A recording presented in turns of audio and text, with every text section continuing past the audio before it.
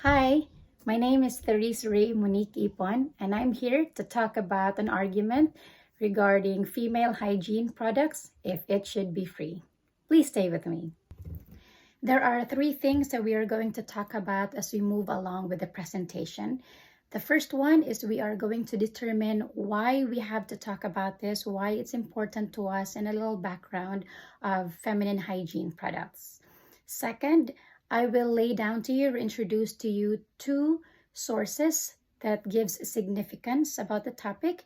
And of course, lastly, the arguments, whether it should be free or it shouldn't be free. Why do you think it's important for us to talk about this topic? And how important is this to women? Now let's talk. Feminine hygiene products are considered an essential or a basic need to all women around the globe. Why? Because of menstruation, or period as what we call it. Now let's lay down the facts. Fact number one. Menstruation is something all ladies around the world go through when they reach adolescence. And that starts as early as 8 years old to 12 years old until they reach 45 years old to 55 years old.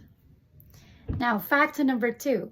Menstruation is being experienced by ladies normally every month. Yes, you heard me right. There's 12 months in a year.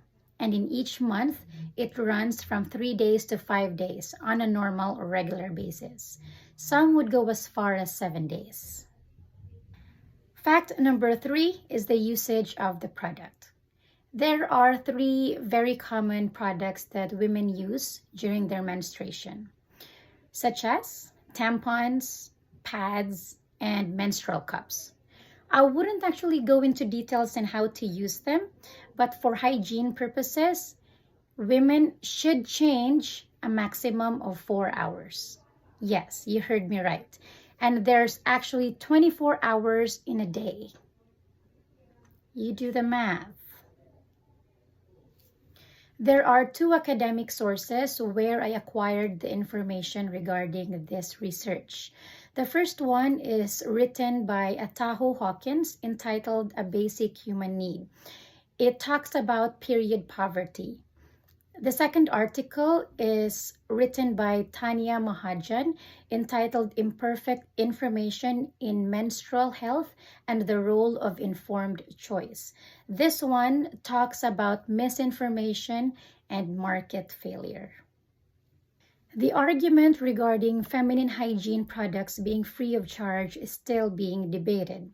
Some would say that female hygiene products are regarded as a woman's basic need, thus it should be free of charge. However, many would also argue that more often than not, feminine hygiene products are being utilized as comfort rather than hygiene. For those who support the claim that feminine hygiene products should be free of charge, argue that menstruation is a force of nature where no woman has a choice in, and it is unethical to profit off of women by reducing their access to basic needs. Also, with the prices of the products that keep on increasing and wages lagging behind, it means feminine hygiene products are becoming increasingly unaffordable for women who are not earning enough. In fact, WIC, or Women, Infant, Children programs who help with groceries, do not include or cover menstrual products with their subsidies or food stamps. Aside from the fact that menstruation is something women cannot avoid, there are certain medical conditions that many women, if not all, go through.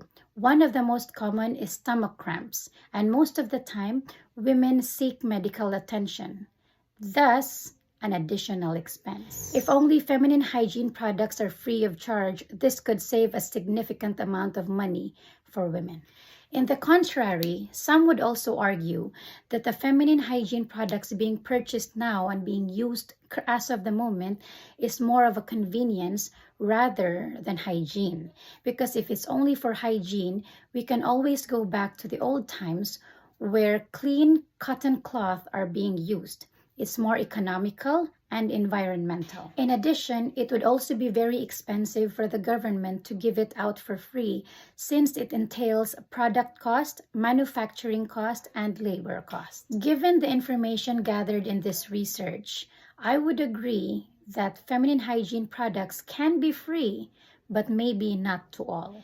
As we all know, Canada has a system that determines who is eligible for certain subsidies, such as home, rent, childcare, and such. With this, maybe there is a way that feminine hygiene products be included in certain subsidies that support women. For those of you who are interested in the topic, attached here at the reference page are the details of the sources where I acquired the information. So that's it for now. Thank you so much for listening and have a great day.